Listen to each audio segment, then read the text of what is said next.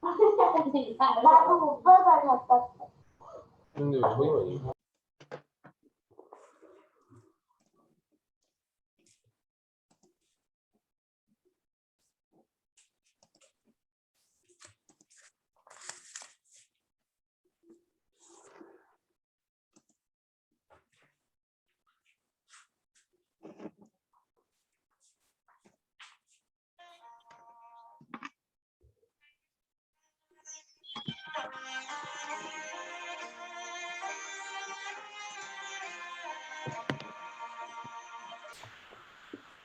나는 하나님을 예배하는 예배자입니다. 내가 서 있는 곳 어디서나 하나님을 예배합니다. 나는 하나님을 예배하는 예배자입니다. 내가 서 있는 곳 어디서나 하나님을 예배합니다.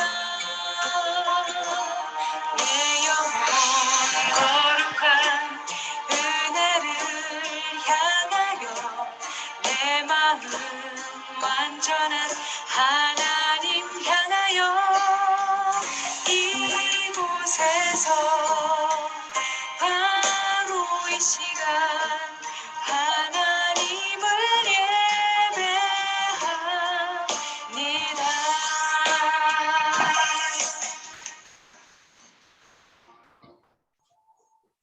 다 같이 묵상기도 드리심으로 주일 예배를 시작하겠습니다. 여호와께 감사하고 그의 이름을 불러 아뢰며 그가 하는 일을 만민 중에 알게 할지어다. 그에게 노래하며 그를 찬양하며 그의 모든 기이한 일들을 말할지어다. 그의 거룩한 이름을 자랑하라. 여호와를 구하는 자들은 마음이 즐거울지로다. 아멘. 하나님 감사합니다. 하나님의 크신 은혜 가운데에 저희들이 거하다가 오늘 이렇게 주님의 복된 날을 맞이해서 한자리에 모여 예배를 드립니다. 진심으로 주님이 저희들에게 원하시는 것은 저희들의 마음인 줄 저희들이 믿습니다. 마음과 뜻과 정성을 다 들여서 온전히 주님만을 높이게 해 주시옵시고 성령님을 온전히 의지하고 성령님께 붙잡힌 바 되어서 신령과 진정으로 예배하는 그러한 예배 시간이 되게 하여 주옵소서. 예수님의 이름으로 기도하옵나이다. 아멘. 아멘. 찬송가 10장 1절과 2절 부르시겠습니다.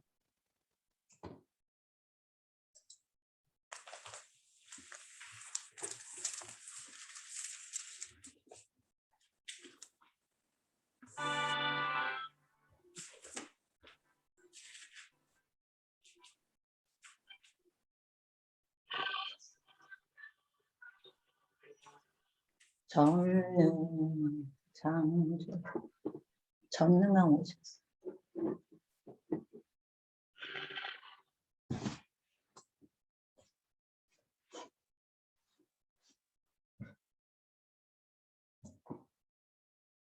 찬송가 10장이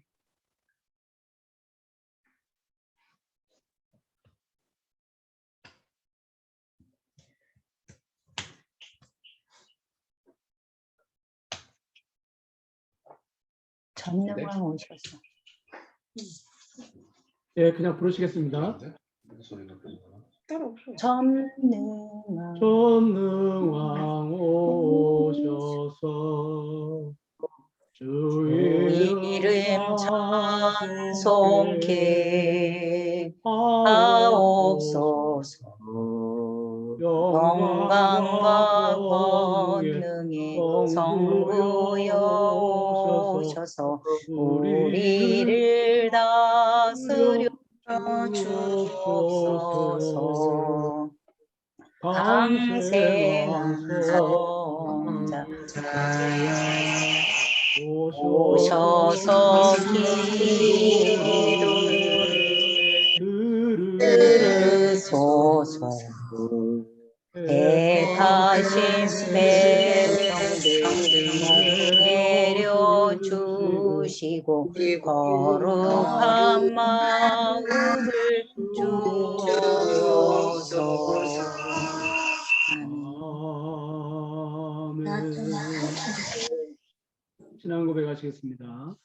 전능하사 천지를 이를 만드신 만드신 하나님 하나님 아버지를 아버지를 내가 아들 우리 예수를 그리스도를 믿습니다.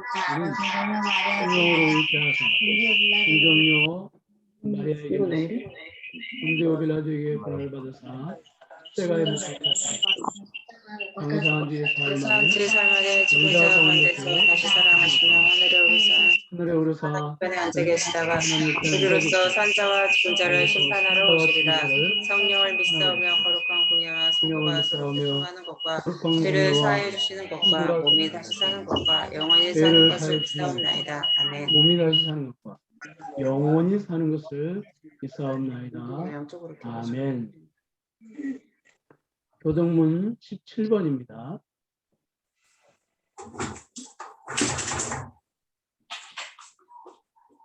너희 권능 있는 자들아 영광과 능력을 여호와께 돌리고 돌릴지어다. 여호와께 그의 이름에 합당한 영광을 돌리며 거룩한 옷을 입고 여호와께 예배할지어다.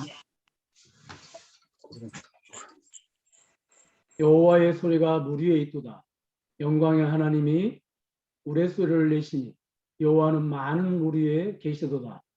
여호와의 소리가 힘 있으며 여호와의 소리가 위엄차도다. 여호와의 소리가 백향목을 꺾으시며 여호와께서 네바논 백향목을 꺾어 부수시도다. 그 나무를 송아지 같이 뛰게 하시며 레바논과 시륜으로 들송아지 같이 뛰게 하시도다. 여호와의 소리가 화염을 가르시도다. 여호와의 소리가 광야를 진동하시며 여호와께서 가데스 광야를 진동시키시도다.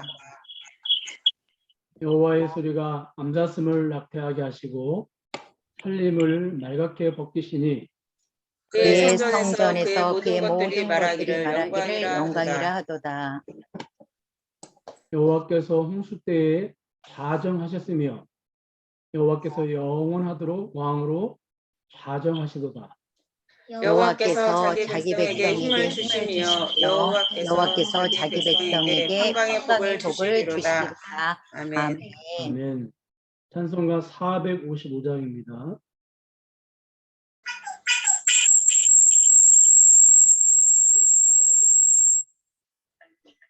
찬송가 455장 1절에서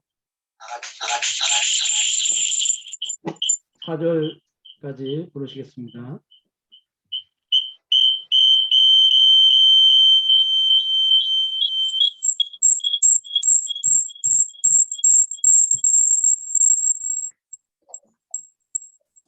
그냥 부르시겠습니다.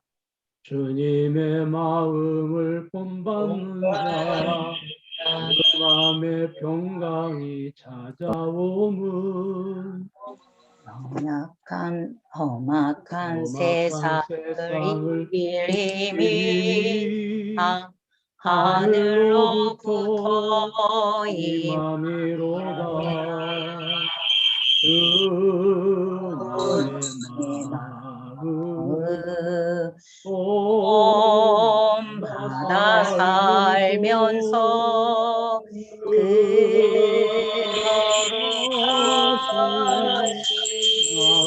나도 이루리.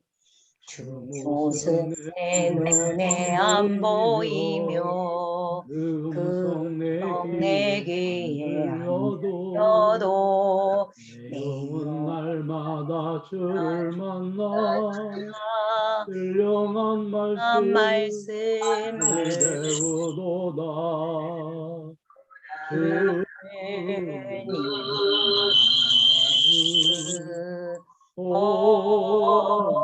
나 살면서 그 거룩하신 나도 이루리. 가는 길 거칠고 내 내 맘에 불평이 꺼짐은 꺼짐은 나가 고난을 이겨내신 주님의 마음 내 마음 받음이라. 받음이라. 주님의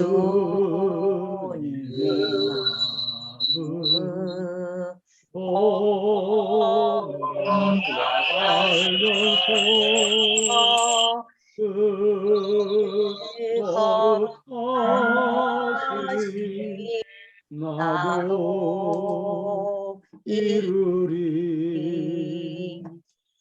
예수 세상에 다시 오실 그날의 무성도 나하여 주님의 빛나는 그 영상을 다 함께 보며 주 찬양하리. 주님의 마음 온 받아 살면서 그 거룩하신 나도 이루리. 기도드리시겠습니다. 사랑의 하나님, 보이는 은혜와 보이지 않는 은혜, 감히 저희들이 측량할 수 없는 은혜를 주셨기에 오늘 저희들이 이 자리에 함께 모여서 예배를 드렸습니다. 그 은혜들을 생각하며 예배하게 하여 주시옵소서. 또한 우리와 언약을 세우사 죽기까지 그 언약을 이루시며 우리로 하여금 언약의 백성이 되게 하신 주의 은혜에 다시 한번 감사를 드립니다. 우리의 발걸음이 늘 하나님을 사랑하는 자의 발걸음이 되게 하시고 우리가 하는 일이 하나님을 사랑해서 하는 일이 되게 하여 주시옵소서. 그러기 위해서 우리가 무엇보다도 하나님을 아는 지식이 많아지고 하나님을 아는 깊이가 더욱 깊어지게 하여 주시옵소서.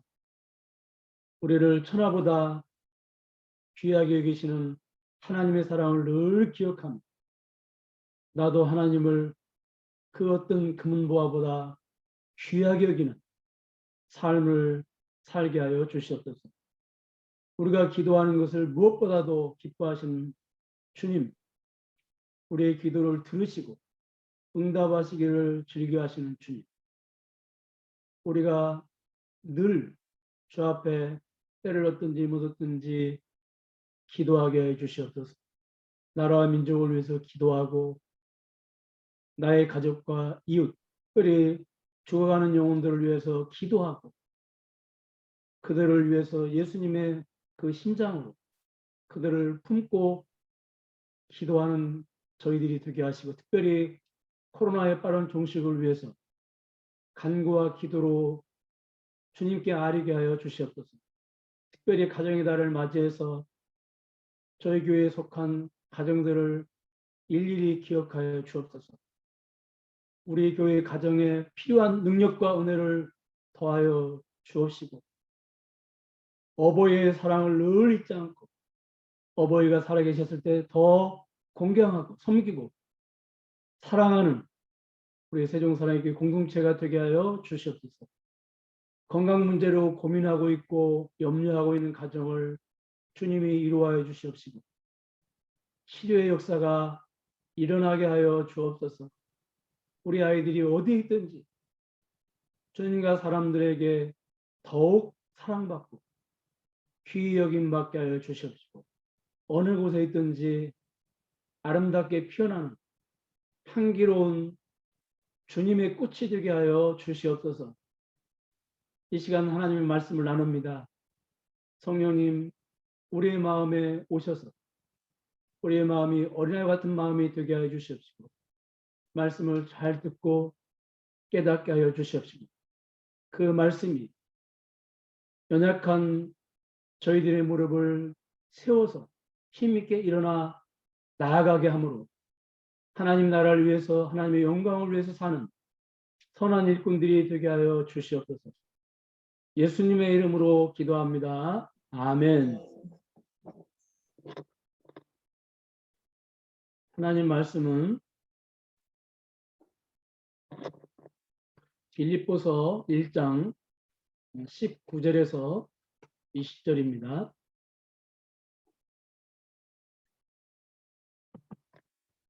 하나님 말씀은 빌립보서 1장 19절에서 20절 우리 같이 읽겠습니다.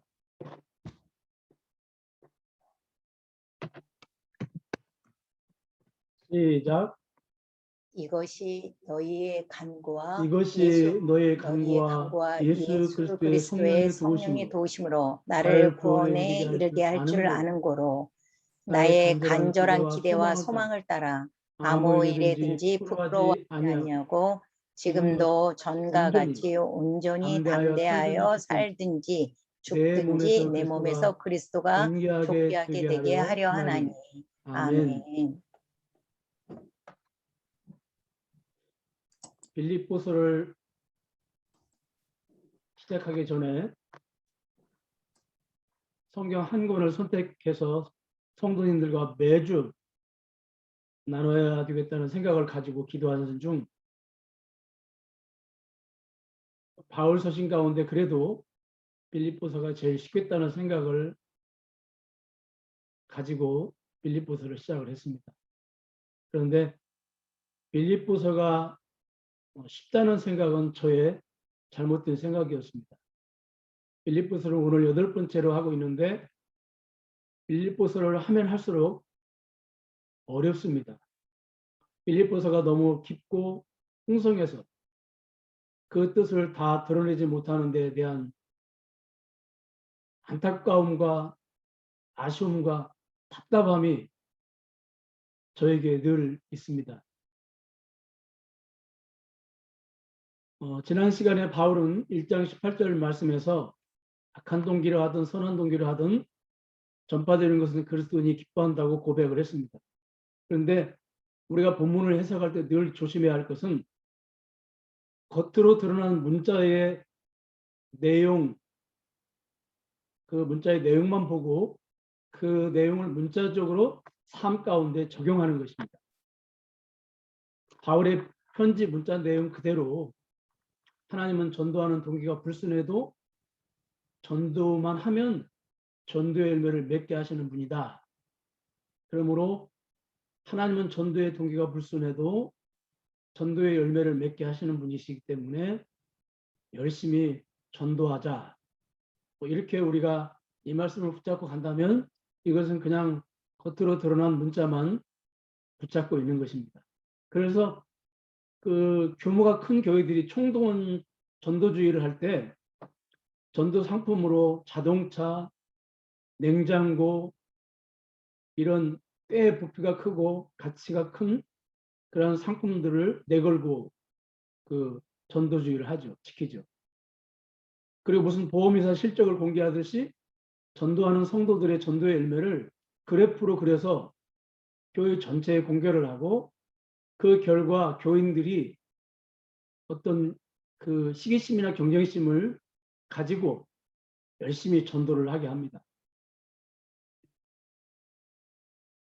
그런데 이처럼 하나님의 말씀을 문자적으로 그대로 해석을 하게 되면 하나님은 어떤 동기로 전도를 하든 열심히만 열매만 많으면 좋다식이 되어버리게 되는 것입니다. 여러분, 하나님은 그런 방식으로 하나님 나라를 경영해 가시지 않습니다. 하나님은 하나님 나라다운 동기나 정신으로 하나님 나라를 경영해 가시지, 그 동기는 어떠하든 덮어놓고 열매가 많이 나타나면 그것 가지고 그것 붙잡고 하나님 나라를 경영해 가시지 않습니다. 마치 헌금을 많이 드린다고 받지 않으시고, 헌금을 얼마를 드리든 헌금의 정신에 따라 드려야 하나님이 그 헌금을 받으시는 것과 같은 원리입니다. 그런 의미에서 우리는 18절의 말씀을 문자적으로 해석해서 무슨 동기로 하든 열심히 전도해서 열매를 맺자, 이렇게 밀고 나가면 절대 안 됩니다. 여러분, 우리가 어떤 동기로 전도를 하든 그리스도가 전파된다는 것을 기뻐한다는 바울의 고백을 통해서 죽어가는 영혼을 바라보시고 한 영혼이라도 더 구원하시려는 하나님의 깊은 마음을 우리가 봐야 됩니다. 원수 나라 니느웨로 가서 복음을 전하라는 하나님의 명령을 어기고 다시스로 도망하던 요나가 결국 하나님께 강제로 끌려와서 니느웨에서 복음을 전합니다. 그런데 요나가 복음을 전하는데 마주 못해서 억지로 복음을 전가합니다. 요나는 어떤 마음으로 복음을 전하냐면, 니느웨 성 사람들이 자신이 전한 복음을 받아들이지 않아서 멸망받기를 간절히 바라는 마음으로 복음을 전합니다. 성경에서 복음을 전하면서, 그것도 선지자가 복음을 전하면서 제발 내가 전하는 복음을 상대가 받아들이지 말아라 하고 간절히 기도하는 마음으로 복음을 전한 사람은 요나가 처음이자 마지막입니다. 요나가 왜 그런 마음을 가졌습니까? 그래야 원수의 나라 니느웨가 멸망을 당하기 때문입니다. 그런데 요나가 도살장에 끌려가는 소처럼 억지로 전한 복음, 정말 마지못해서 전한 복음, 불순한 동기로 전한 복음이 니느웨 온 성에 전파가 됩니다. 그리고 니느웨 성 사람들이 회개를 하고 주님께로 돌아옵니다. 그래서 요나가 어떻게 반응을 합니까? 바울처럼 기뻐한 것이 아니라 하나님께 원망과 불평하는 마음을 가지고 요나가 불면서를 합니다. 요나가 하나님께 뭐라고 원망하고 불평합니까? 하나님, 제가 니느웨로 가지 않고 다시스로 왜 도망한지 아세요? 니느웨로 와서 복음을 전하면 니느웨 사람들이 제가 전한 복음을 듣고 회개할 줄 알았기 때문입니다. 몰랐으면 다시스로 도망하지 않고 니느웨로 왔을 터인데, 알았기 때문에, 니느웨 사람들이 회개할 줄 알았기 때문에 요나가 다시스로 도망했다는 것입니다. 여러분, 그렇다면 요나가 어떻게 그것을 알았을까요? 요나가 니느웨 사람들의 마음을 다 들여다보았나요? 아닙니다. 요나는 하나님이 누구신지 알았기 때문에 그렇습니다. 하나님이 무엇을 기뻐하시고 하나님의 간절한 소원이 무엇인지를 요나는 알았어요. 그래서 니느웨로 가기를 싫어했던 것입니다. 여러분, 요나가 알고 있었던 하나님, 그 하나님은 누구입니까? 요나서 4장 2절을 한번 보겠습니다. 요나서 4장 2절. 우리 한번 같이 읽겠습니다. 시작. 여호와께 기도하여 이르되, 여호와여, 내가 고국에 있을 때 이러하겠다고 말씀하지 아니하였나이까? 그러므로 내가 빨리 다시스로 도망하였사오니 주께서는 은혜로우시며 자비로우시며 노하기를 더디하시며 이내가 그시사 뜻을 돌이켜 재앙을 내리지 아니하시는 하나님이신 줄을 내가 알았습니다. 아멘. 여러분, 요나가 알고 있는 하나님은 어떤 분이십니까? 은혜로우시고 자비로우시고 노하기를 더디하시고 인애가 크시고 뜻을 돌이켜 재앙을 내리지 아니하시는 분입니다. 한마디로 요나는 하나님이 이런 분이라고 하는 걸 알았기 때문에 니느웨로 가지 않고 다시스로 도망을 간 겁니다. 여러분, 이러한 하나님을 바울은 한 문장으로 정리를 해 놓았습니다. 디모데전서 2장 4절에 보니까 우리 한번 같이 읽겠습니다. 시작. 하나님은 모든 사람이 구원을 받으며 진리를 아는 데 이르기를 원하시느니라. 아멘. 하나님이 모든 사람을 다 구원하시지는 않습니다. 그러나 하나님의 마음은 모든 사람이 다 구원받기를 원하십니다. 한 영혼도 멸망받지 않고 다 구원받기를 원하시는 분이 바로 하나님이십니다. 요나는 이런 하나님을 알았기 때문에 니네로 가지 않고 다시스로 도망했다는 겁니다. 그래서 빌립보서 1장 18절에 기록된 말씀처럼 하나님은 불순한 동기로 복음을 전하는 사람들의 전도를 통해서도 영혼을 구원하시는 것입니다. 심지어 마태복음 7장 21절에 보니까요. 마태복음 7장 21절 같이 읽겠습니다. 시작. 나더러 주여 주여 하는 자마다 다 천국에 들어갈 것이 아니오. 다만 하늘에 계신 내 아버지 뜻대로 행하는 자라야 들어가리라. 여러분 여기 보면은요. 주의 이름으로 귀신을 쫓아냈다고 고백을 합니다. 그런데 하나님은 너희들을 알지 못한다. 이렇게 말씀하시죠. 이 선지자들이 귀신을 쫓아냈다는 말은 전도가 되었다는 말이거든요. 영혼 구원 운동이 일어났다는 겁니다. 그런데 귀신을 쫓아내는 사람들이 누굽니까? 하나님이 알지 못하는 자들, 다시 말해서 구원받지 못한 자들입니다. 그러니까 하나님은 불순한 동기로 복음을 전하는 사람들을 통해서도 영혼을 구원하시고 심지어 구원받지 못한 선지자들을 통해서도 영혼을 구원하시기를 기뻐하신다는 겁니다. 예수님께서 마지막 상경길에 예루살렘 근교인 벳바게와 베다니 가까이에서 나귀 새끼를 구하고 타셨습니다. 그리고 행진하시는 중에 겉옷과 나뭇가지들을 펴고 큰 무리가 종려 나뭇가지를 들고 찬양하면서 예수님께 주의 이름으로 오시는 왕이요 하늘에는 평화요 가장 높은 곳에는 영광이로다. 이렇게 예수님을 찬양합니다. 그때 그 주변에 있던 바리새인들이 선생이요 당신의 제자들이 당신을 찬양하지 못하도록 책망하라고 그렇게 못마땅한 표정으로 예수님께 요청합니다.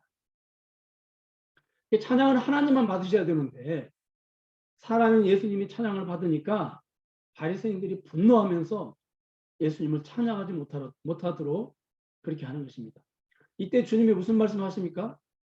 누가복음 19장 40절에 보니까 내가 너희에게 말하노니 만일 사람들이 침묵하면 돌들이 서로 소리 지르리라. 예, 같이 한번 읽겠습니다. 시작. 내가 너희에게 말하노니 만일 이 사람들이 침묵하면 돌들이 소리 지르리라 하시니라. 여러분 예수님의 말씀처럼 돌들이 입을 열어서 소리를 막 지르고 하겠습니까? 그런 일은 없는 것입니다. 이게 지금 그러니까 이게 무슨 말입니까?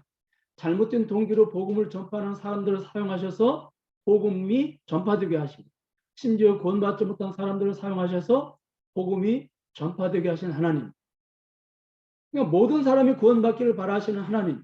그 하나님께서 사람들이 복음 전파하는 일에 침묵하면 돌들이라도 사용하셔서 복음을 전파하시겠다는 것입니다. 우리는 여기서 하나님이 우리가 얼마나 복음 전파하기를 원하시는지 그 마음을 우리가 알아야 됩니다. 그 마음을 우리가 알아야지 그냥 우리가 불순한 동기라도 전하자. 전도 연료면 많이 맺으면 된다.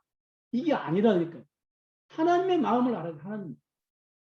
얼마나 많은 영혼들이 구원받기를 원하시면 하나님께서는 불순한 동기로 복음을 전하는 사람들을 통해서도 복음이 전파되게 하시고 심지어 구원받지 못한 사람들을 통해서도 복음이 전파되게 하시고 사람들이 침묵하면 돌들의 입을 열어서라도 복음이 전파되도록 하시겠다는 겁니다. 이게 바로 하나님의 마음이라는 거예요.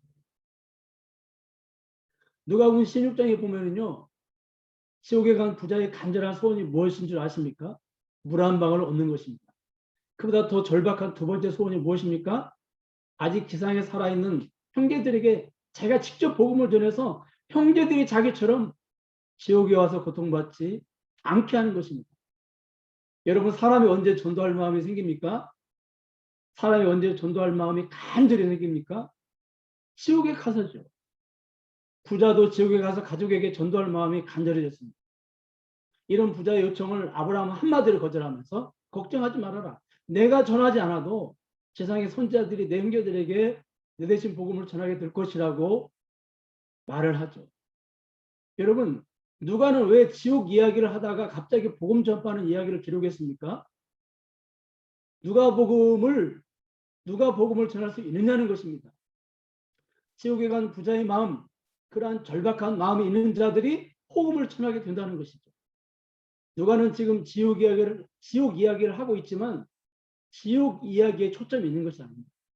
지옥이 얼마나 뜨거운 줄 아느냐? 지옥이 얼마나 고통스러운 줄 아느냐? 여기에 초점이 있는 게 아니에요.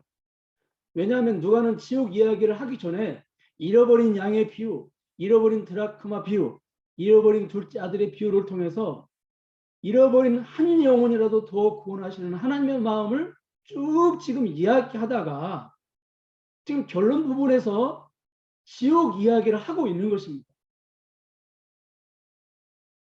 그러니까 누가는 지옥 이야기를 통해서 지옥이 얼마나 뜨거운지, 지옥이 얼마나 고통스러운지 여기에 포커스가 있는 게 아니고 한 영혼이라도 더 구원해서 지옥에 가지 않게 하시려는 하나님의 마음을 누가는 지금 전하고 있는 것입니다.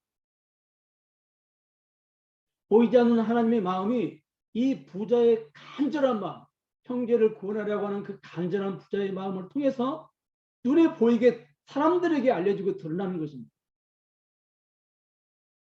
그러므로 형제들에게 복음을 전하고자 하는 이 부자의 마음, 이 부자의 마음이 바로 하나님의 마음입니다. 여러분, 우리가 이러한 하나님의 마음을 가질 때 복음을 전할 수 있습니다.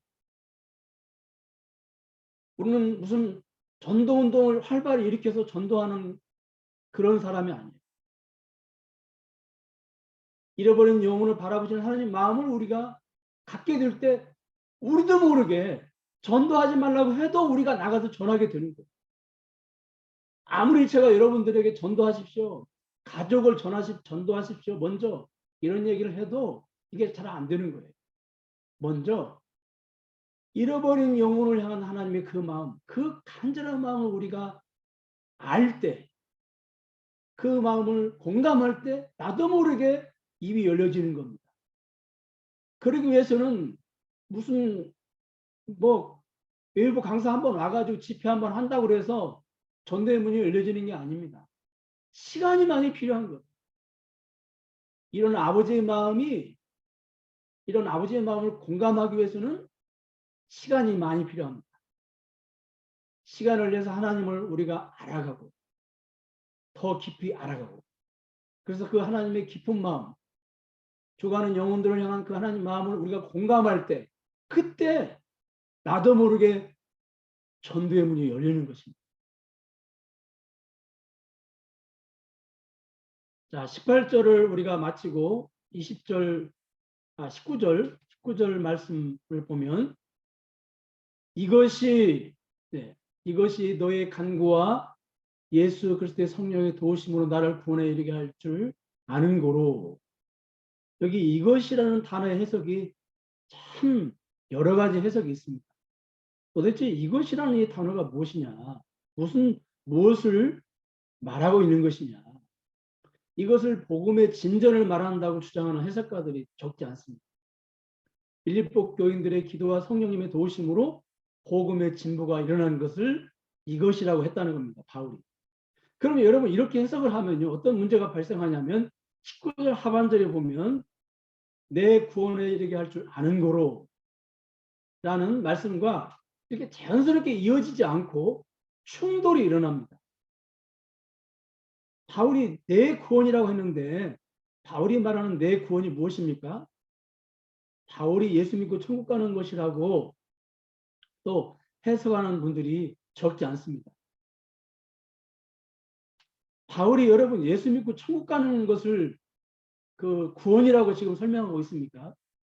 그렇지 않습니다. 여러분, 바울은 이미 예수를 믿고 하나님 나라에 들어와 있습니다. 그렇죠? 그러므로 이미 구원받은 바울이 빌립보 교인들의 기도와 성령님의 도우심으로 하나님 나라 들어가는 일은 결코 없습니다. 이중 구원이 있을 수가 없습니다.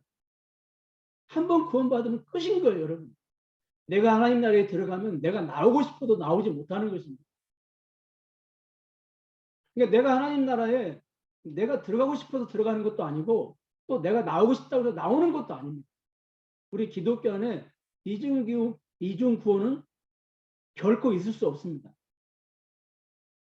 그러면 여러분 여기 지금 바울이 말하는 구원은 무엇일까요? 이 구원은 원래 헬라어로 소테리아라고 하는 그런 뜻이 있는데 이 단어의 뜻은 영생을 얻는다는 말에 쓰여지기도 하지만 영생을 얻는다는 그런 의미로 쓰여지는 것만이 아니고 구출하다는 의미로도 쓰여집니다. 구출하다. 우리 한번 따라서 하겠습니다. 구출하다. 네. 구출하다. 그러니까 여기서 바울이 말하는 구원은 예수 믿고 천국 가는 걸 말하는 게 아니고 옥에서 구출되는 것을 말합니다. 그래서 새번역 성경에 보니까요. 이것이 잘 번역이 되어 있습니다. 나는 여러분의 기도와 예수 그리스도의 영의 도우심으로 내가 풀려온 날이라는 것을 압니다. 이렇게 새번역 성경은 번역을 해놨습니다. 우리 한번 따라하겠습니다. 나는 여러분의 기도와 예수 그리스도의 영의 도우심으로 내가 풀려온 날이라는 것을 압니다. 네. 그러니까 19절 하반절 나를 구원에 이르게 한다는 것은 바울의 석방을 의미합니다. 바울은 다가오는 재판에서 빌립보 교인들의 간절한 기도와 그 기도의 응답으로 그리스도께서 공급해 주시는 성령님의 도움으로 자신이 무사히 무죄에 석방될 것을 확신한다는 것입니다.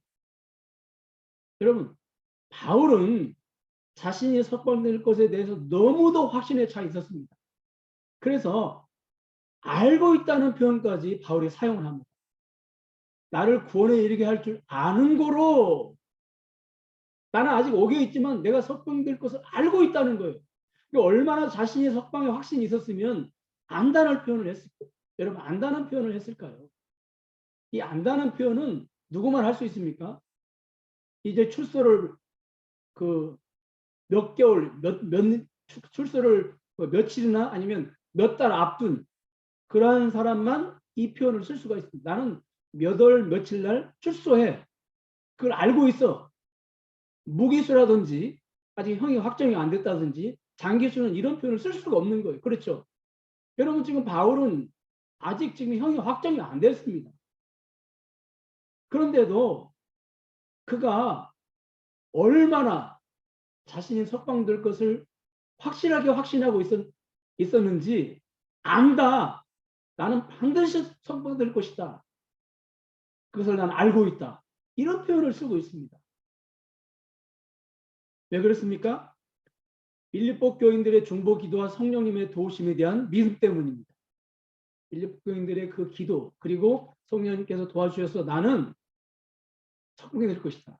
특히 25절에 보니까 빌립보 교인들의 믿음의 진보를 위해서라도 자신이 석방되는 것이 하나님의 뜻이라고 생각을 한 겁니다.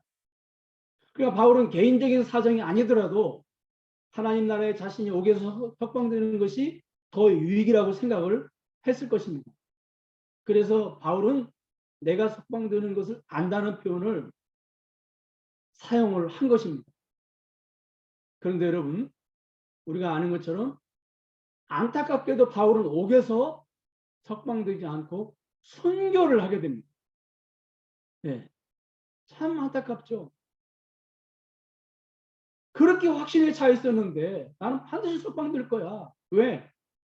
내가 너희들의 믿음의 진보를 위해서도 내가 석방되어야 되고 또 다른 교회를 위해서 내가 석방이 되어야 되고 또 하나님께서는 그런 일들을 기뻐하시기 때문에 나를 석방시켜 주실 것이다.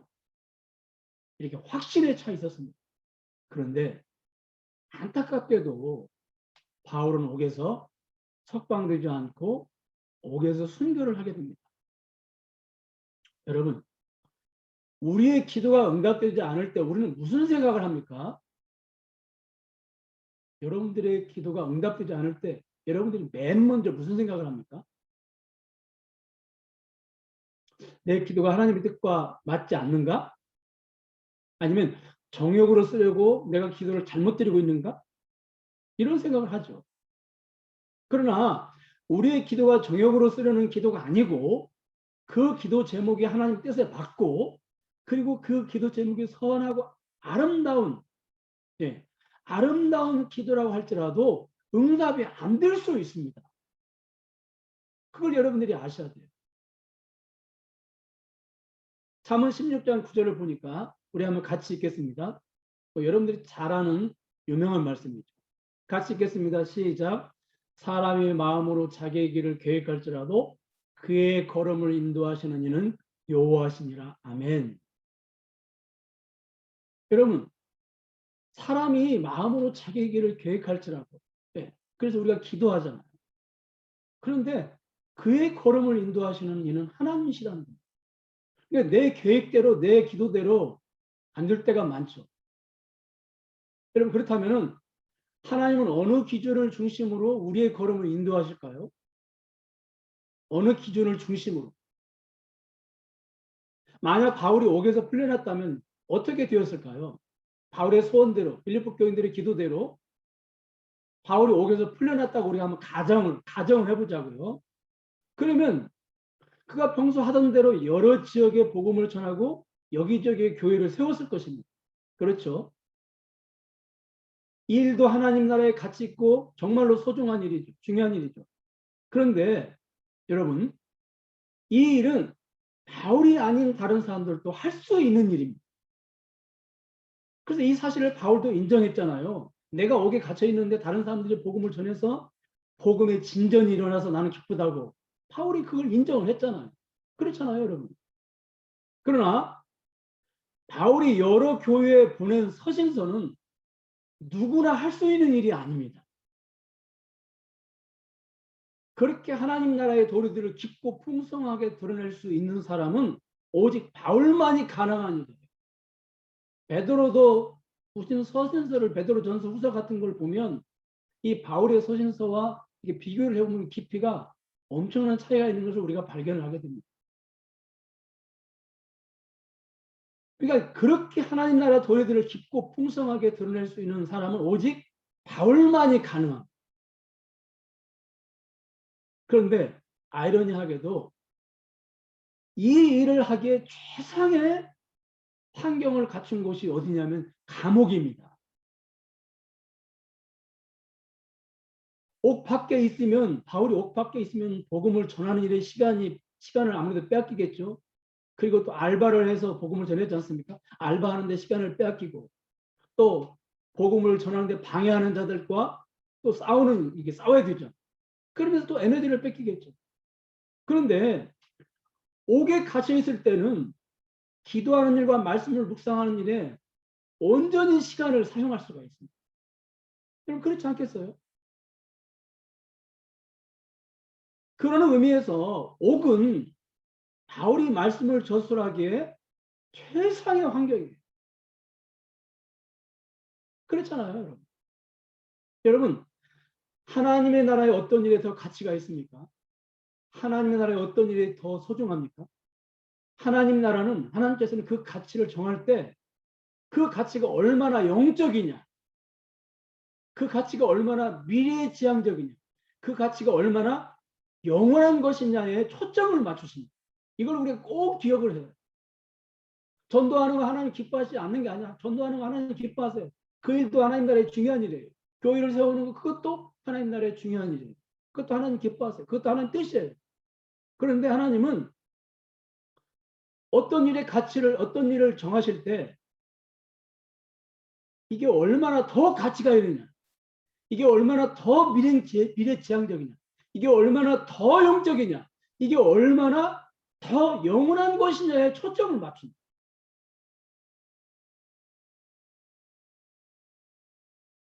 여러분, 바울이 사람들에게 복음을 전하고 교회당을 세우는 것과 말씀을 깊고 풍성하게 드러내는 것 중 어떤 것의 가치가 더 영적이고 더 미래지향적이고 더 영원한 것입니까?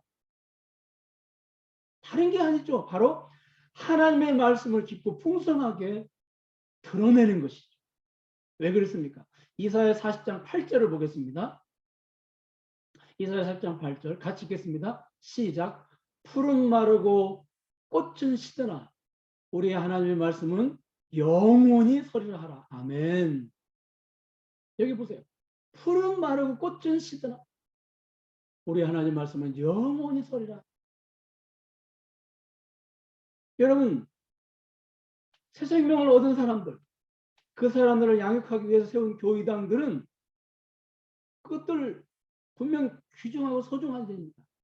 그러나 그러한 것들은, 그러한 일들의 결과는 때가 되면은 푸른 마르고 꽃은 시드는 것처럼 역사 속으로 다 사라져 버립니다. 그렇잖아요, 여러분. 하지만 하나님의 말씀은 영원히 사라지지 않고 영원히 서 있게 됩니다. 오늘 우리가 삶의 현장에서 생생하게 체험하고 있지 않습니까? 바울이 세운 교회당들, 바울의 동역자들, 심지어 바울조차도 역사 무대 뒤로 다 사라졌습니다. 그렇잖아요. 그런데 바울이 옥에서 남긴 서신서들은 오늘 또 우리 손에 남겨져 있습니다. 그리고 우리 후대들에게도 남겨질 것입니다. 이 땅에 세워진 하나님 나라가 완전히 확장되어 완성된 하나님 나라가 임할 때까지 바울이 남긴 말씀들은 역사 속에 영원히 사라지지 않고 서 있을 것입니다. 제가 이제 대학에서 철학을 공부했는데요. 그 철학과에 이렇게 오는 아이들이 교회 중직자 자녀들이 많습니다. 근데 그 아이들이 한 3학년쯤 되면 교회를 안 나가요. 왜냐하면 철학자들의 말이 교회에서 듣는 말보다 훨씬 더 수준이 높다는 거예요. 저도 그때는 깊이도 없을 때고, 물론 지금도 깊이가 있는 사람은 아니지만 그때는 또 깊이가 없고 또 철이 없는 사람이기 때문에 그런 아이들의 말에 상당히 공감도 하고 고민도 많이 했습니다. 왜 그렇게 하나님 말씀이 공자나 맹자라든지 철학자의 말들보다 더 이렇게 수준이 좀 낮은 것처럼 보일까, 그런 생각을 했어요. 그런데 여러분, 나중에 제가 좀 철이 들고 약간 좀 깊어지면서 바울 서신을 제가 이렇게 들여다보기 시작하는데 세상에 무슨 철학자들의 말과 비교할 수 있습니까? 이 바울의 사상, 이 바울의 말씀이 감히 우리가 이것을 너무도 수준 낮고 너무도 그냥 어떤 도덕적이고 윤리적이고 어떤 교훈식으로 이걸 그냥 수박 거달기식으로 이걸 보고 그냥 이렇게 설교를 하고 듣기 때문에 수준이 낮은 것처럼 보이는 것이지, 정말 이것을 성령님의 인도함을 받아서 깊이 들여다보면 어떻게 인간들의 그 철학자들의 말과 비교할 수 있느냐, 그 말이에요. 저는 그러면서 이 바울이 옥에서 해방되지 않은 걸 얼마나 감사하게 생각을 했는지 몰라요. 바울이 천국에서 너 최규환 목사 너 올라오기만 해봐, 너 나한테 혼날 줄 알아, 이럴까요? 아닙니다. 여러분, 바울도 낙원에 들어가서 주님 앞에 서서 자신의 소원이 안 이루어지고 빌립보 교인들의 기도가 응답되지 않은 것에 얼마나 감사했을까. 여러분, 우리도 바울처럼 천국 가서 내 기도가 응답 안 된 것 너무너무 감사하다고. 야, 그 기도 응답되었으면 어떻게 될 뻔했냐. 네, 큰일 날 뻔했다. 그러면서 가슴을 아마 썰어내리는 것들이 굉장히 많을 거예요. 내가 이거 깨닫고 보니까 천국에서 내가 드린 기도 왜 이렇게 응답이 안 되는지 고민하고 엄마하고 그러는데 천국에 가서 왜 이 기도가 응답이 안 되는지 확실하게 알고 나니까 이거 기도 응답이 안 된 것이 얼마나 감사한지. 응답돼서 감사한 것보다 응답 안 돼서 감사한 것이 얼마나 많은지, 그것이 얼마나 감사한지 가슴을 끌어내리면서 우리가 하나님께 하나님 감사합니다. 응답 안 해주셔서 감사합니다. 하나님 영광 받으십시오.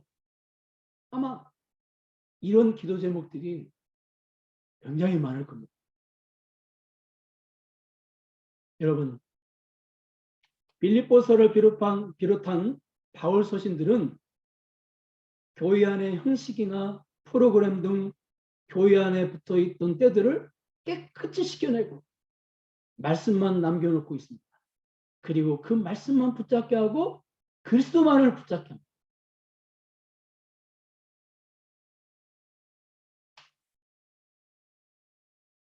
저는 이 빌립보서를 묵상하면서요, 무슨 생각을 하냐면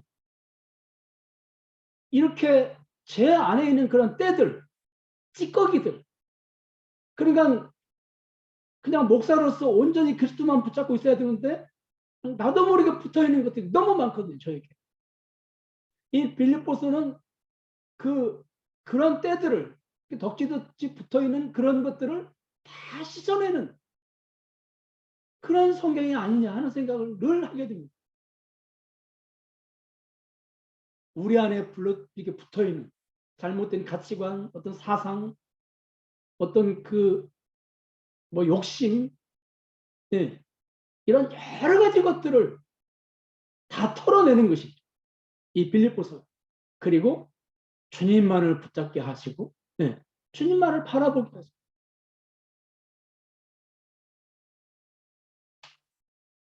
여러분, 우리는 빌립보서를 통해서 우리 교회가 후대들에게 남겨주고 물려줘야 할 것이 무엇인지 아주 분명하고 확실하게 깨닫게 됩니다. 우리 후대들에게 잠시 잠깐 사라질 것들 대신 영원히 사라지지 않을 하나님 말씀을 물려줘야 됩니다. 그 말씀을 더 깊고 풍성하게 물려줘야 됩니다.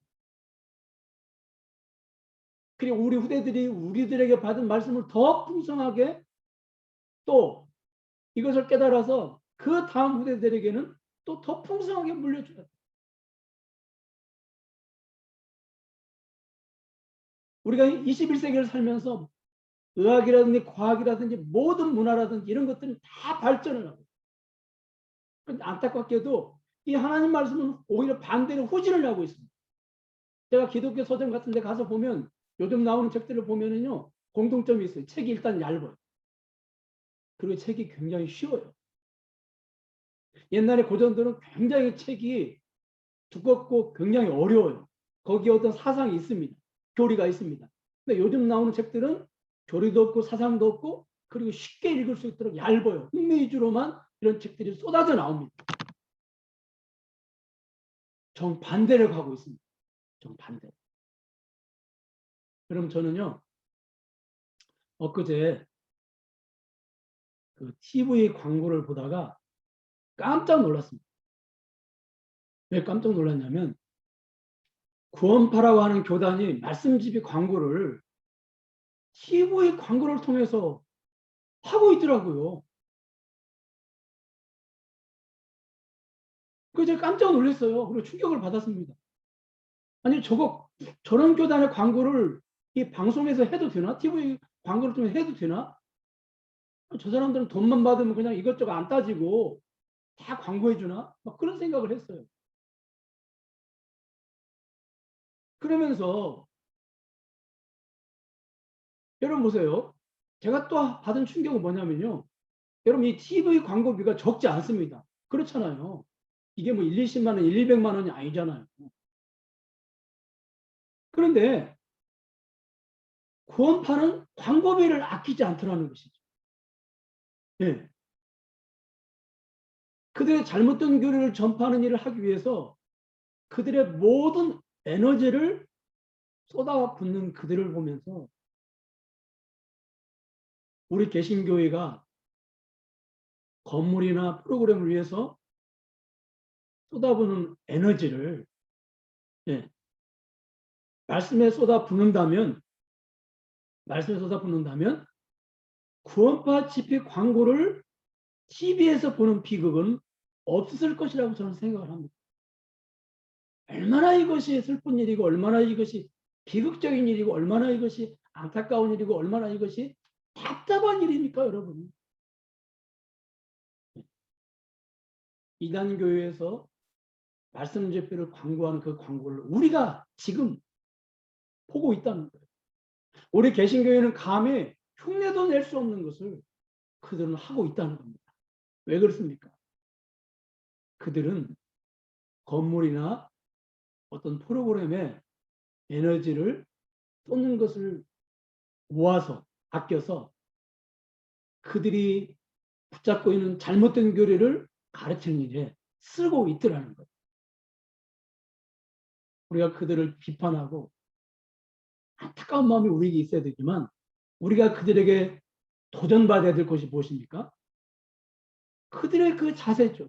그들의 그 정신이죠. 온전히 온전히 그 몇천만 원 광고비를 들여서 그 광고를 하고 있어요. 서울 무슨 뭐 잠실 운동장에 몇 날 몇 시에 박옥수 목사 뭐 집회 이렇게 저 깜짝 놀랐습니다.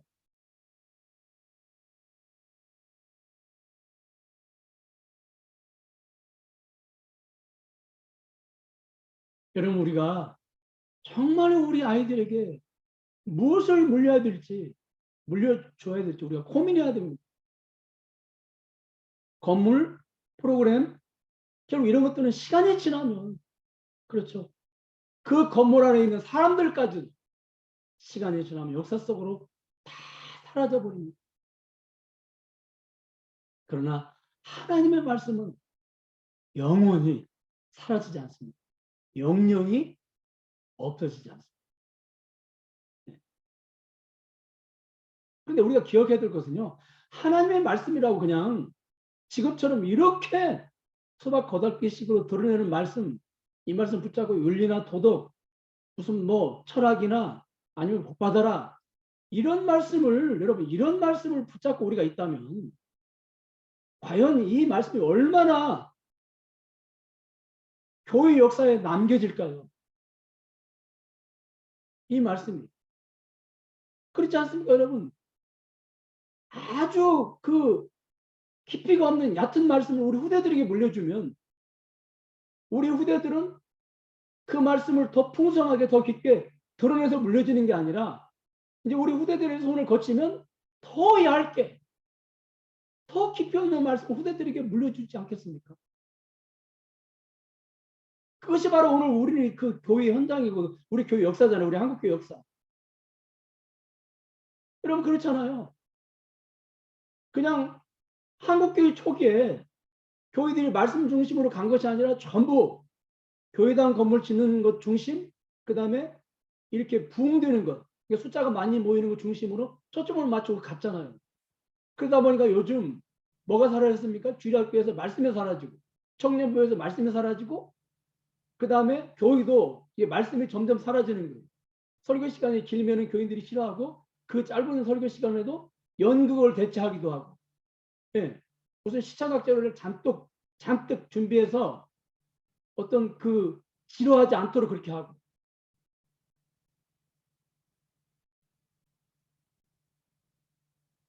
여러분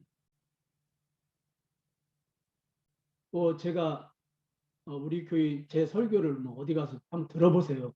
이런 말을 감히 못합니다. 저도 너무 부끄럽기 때문에.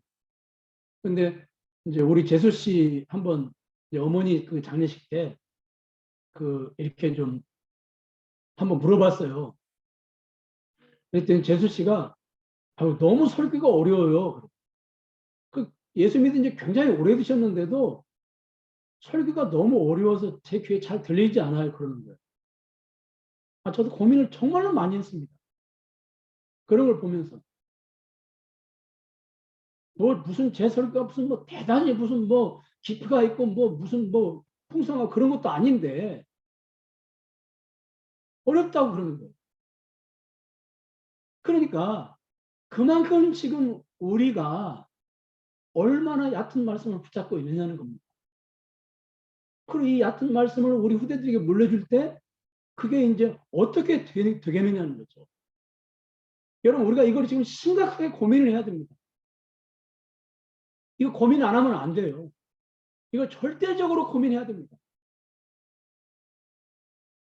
여러분, 건물은 역사 속으로 사라지고 사람도 역사 속으로 사라지고 그리고 하나님 말씀은 분명하게 남아야 됩니다. 그런데 기억하십시오. 건물도 역사 속으로 사라지고 사람도 역사 속으로 사라지고 그리고 말씀까지도 역사 속으로 사라져버린다면 그때 이 한국교회는 뭐가 찾아오냐면 영적 암흑기가 찾아오는 거예요. 여러분과 교회 역사를 보면요, 영적 암흑기가 자그마치 1000년 동안 지속이 됐습니다. 성경이 있었지만 교회에서 성경이 사라져 버렸습니다. 그래서 예수님 사진 앞에 놓고 예배 드리고요, 신부님 앞에서 신부님을 하나님처럼 생각하고 예배 드리고요, 교인들 손에 성경이 없어서 사라져 버린 거예요. 한번 상상을 해보십시오. 1000년 동안 하나님 말씀 없이 예배를 드린 그들이 누구에게 예배했을까요? 누구를? 자기들이 만들어낸 하나님, 그 하나님 붙잡고 예배하지 않았겠습니까? 자기들이 만들어낸 하나님, 그 하나님 붙잡고 기도하지 않았겠습니까? 우리 한국교회가 앞으로 그렇게 되지 말라는 법, 그렇게 안 된다는 법이 어디에 있습니까, 여러분? 지금 우리 교회가 뭐 숫자가 크냐, 뭐 교회가 사이즈가 크냐, 적냐, 이게 문제가 아니에요. 우리 후대들에게 무엇을 물려줄 수 있느냐는 겁니다. 이게 여러분 중요한 겁니다. 이걸 위해서 우리가 기도해야 됩니다. 하나님, 우리가 우리 후대들에게, 이건 우리의 책임인 것이에요. 예, 우리의 사명입니다. 우리 후대들에게 무엇을 물려줘야 됩니까? 역사 속으로 사라질 것들, 그런 것들이 아니라 영원히 사라지지 않고 영원히, 예, 마땅히 행할 길을 아이에게 가르치라. 그리하면 늙어도 그것을 떠나지 아니하리라. 이런 것들을 아이들에게 심어주고 이런 것들을 아이들에게 가르쳐주고 이런 말씀들이 아이들에게 풍성하게 그 마음속에 자리를 잡고 그 말씀이 아이들을 통치하고 그 말씀이 그 아이들의 인생을 끌고 가도록 그렇게 우리가 해야 되고 그런 유산을 우리가 아이들에게 물려줘야 되지 않겠습니까? 디모데 너에게는 말씀이 누구에게 있었다고요? 외할머니에 있었고 너희 어머니에게 있었더니 그것이 너에게 있었다. 그러니까 말씀이 대물림 된 거예요. 그것이 우리에게 지금 아주 급한 것이고 정말 이것들을 위해서 우리가 기도해야 되는 것이고 이것을 위해서 우리가 정말 안타깝게 눈물을 흘려야 되는 것입니다. 여러분. 적어도 그런 마음을 우리가 가지고 있어야 됩니다. 저는 말씀을 맺겠습니다. 여러분. 하나님께서는 정욕으로 쓰려고 하는 그런 기도 또 하나님께서 어긋난 기도만 응답하시지 않는 게 아닙니다. 하나님은 하나님께서 맞는 기도 하나님이 기뻐하시는 것 이런 것도 때로는 응답하시지 않을 때가 있습니다. 왜냐하면 하나님은 더 좋은 가치가 무엇이냐 더 미래치 않게 된 것이 무엇이냐 더 영원한 것이 무엇이냐 여기에 초점을 맞추고 응답하십니다. 그 유산을 그 은혜를 우리에게 주시기를 원하십니다. 잠시 잠깐 쓰다 없어지는 것을 우리에게 주시기를 원하시는 것이 아니라 영원히 없어지지 않고 영원히 사라지지 않고 영원한 가치가 있는 것을 우리에게 주기를 원하시고 우리 교회에 주기를 원하시고 우리 한국교회에 주기를 원하시고 세계교회에 주기를 원하십니다. 여기에 우리가 초점을 맞추고 나가야 되겠습니다. 여러분 바울이 옥에서 풀려나지 않은 것이 얼마나 감사한지, 여러분들의 기도가 응답되지 않은 것이 얼마나 감사한지, 천국에서, 천국에 가서 아는 것이 아니라 여기서 우리가 깨달으면, 말씀을 알아가면 여기서도 알 수가 있습니다. 작년에 내가 기도했던 거, 그거 응답이 안 된 게 얼마나 감사한지 올해 알 수 있는 것이고요. 올해 기도했던 거 내년에 그거 기도 응답 안 된 거 얼마나 감사한지 알 수 있는 것입니다, 여러분. 그래서 기도가 응답이 돼도 감사하고 기도가 응답이 안 돼도 감사한 것입니다. 그래서 범사에 감사한 것입니다. 그런 말씀을 맺겠습니다. 하나님은 덮어놓고 불순한 동기로 전도에도 열매를 맺으신다? 그런 분 아닙니다. 하나님 나라는 그 말씀의 정신과 이외되는 어떤 것들을 가지고 끌고 나가시는 그런 나라가 아닙니다. 그 말씀의 정신과 모든 것들이 일치되어질 때 그걸 경영해 나가시고, 그럴 때 하나님 나라가 이 역사 위에 바르게 드러나는 것이기 때문에 하나님 그런 식으로 꽁 잡는 게 매라는 식으로 무슨 일을 하시는 분이 아닙니다. 그러나 우리가 때로는 불순한 동기로 복음을 전하고, 심지어 불신자들을 통해서도 복음이 증거되고, 심지어 돌들을 통해서도 복음이 증거되는 원하시는 그 마음, 그 하나님 마음을 우리가 늘 잊지 말아야 됩니다. 그런데 그런 마음은 하루아침에 생기는 게 아닙니다.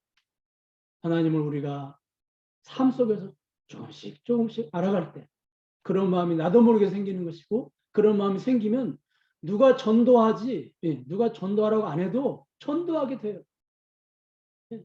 전에는 지하철에서 누가 전도하면 굉장히 부끄럽게 생각하고 창피하게 생각했는데 그분들을 이해하게 됩니다. 얼마나 저 마음이 뜨거우면, 얼마나 저 마음이 영혼을 향한 그 하나님 마음을 공감하면 저렇게 나와서 복음을 전할까, 공감하게 되는 겁니다. 그때까지 여러분들 하나님을 더 열심히 이렇게 알아가고, 그래서 죽어가는 영혼을 바라보시는 그 하나님 마음을 공감하고 나도 모르게 가족에게 그리고 이웃에게 복음을 증거하는 여러분들이 되시길 바랍니다. 기도하겠습니다. 하나님, 우리가 빌립보서 1장 18절의 말씀을 통해서 하나님의 마음을 알게 되었습니다. 잃어버린 영혼, 죽어가는 영혼들을 향한 하나님의 마음이 어떤 마음인지 우리가 알게 되었습니다. 우리도 그 하나님 마음을 공감함으로 죽어가는 영혼들에게 복음을 전하지 않고는 견딜 수 없는 그러한 저희들이 되게 하여 주시옵소서. 바울은 너무도 분명하고 확실하게 자기가 옥에서 석방될 것을 알았습니다. 확신했습니다.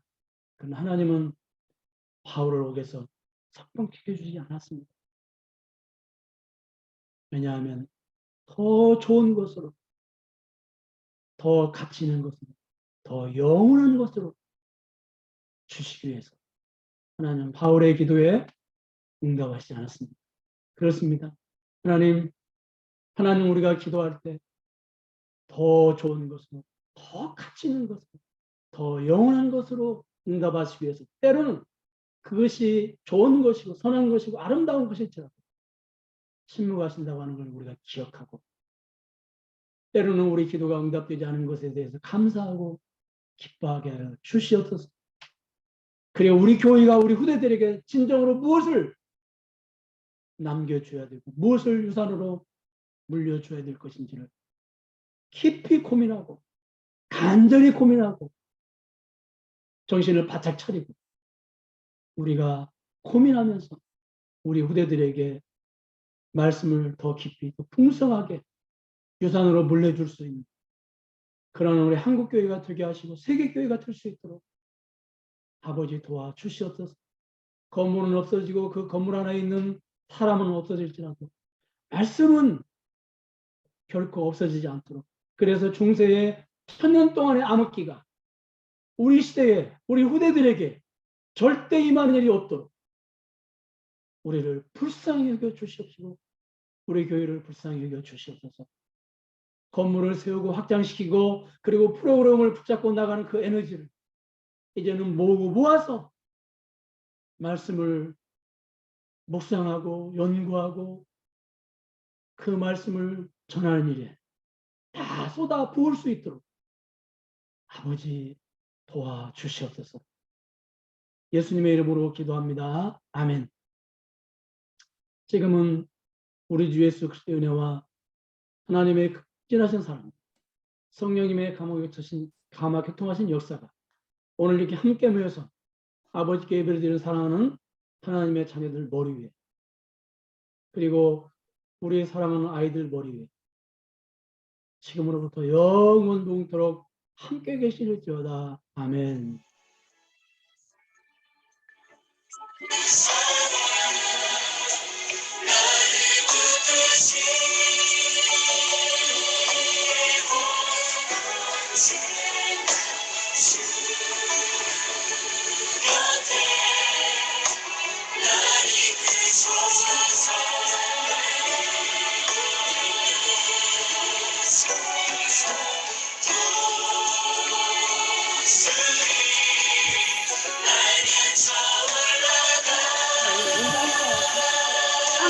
안녕히 계세요. 안녕히 계세요.